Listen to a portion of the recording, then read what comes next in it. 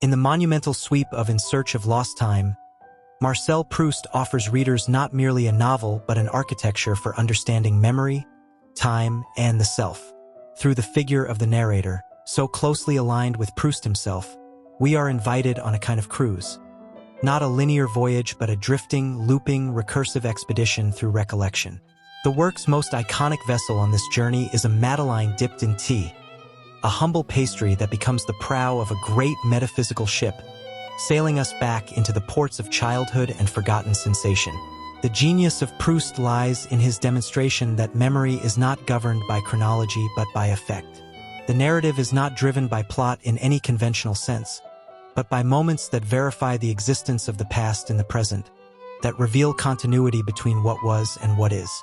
His style, dense and recursive, functions like a legal argument for the soul's persistence across time. Each phrase, looping back on itself, modifying its own logic, is a kind of clause in a grand brief defending the validity of personal history. Nowhere is this method more pronounced than in the Madeleine episode from Swann's Way. The narrator does not remember Cambrai when looking at a photograph or reading a letter. Instead, it is the involuntary act of tasting a madeleine soaked in lime blossom tea that causes the past to rush back. Proust writes, "No sooner had the warm liquid, and the crumbs with it, touched my palate than a shudder ran through me and I stopped, intent upon the extraordinary thing that was happening to me."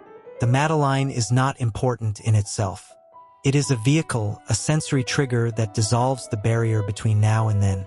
What Proust gives us here is not just an image of memory but a theory, that the deepest, most essential memories are encoded not in the rational mind but in the body, in the textures and flavors of lived experience. This is what makes In Search of Lost Time so revolutionary. It relocates the epic from the battlefield and the palace to the teacup and the bedroom.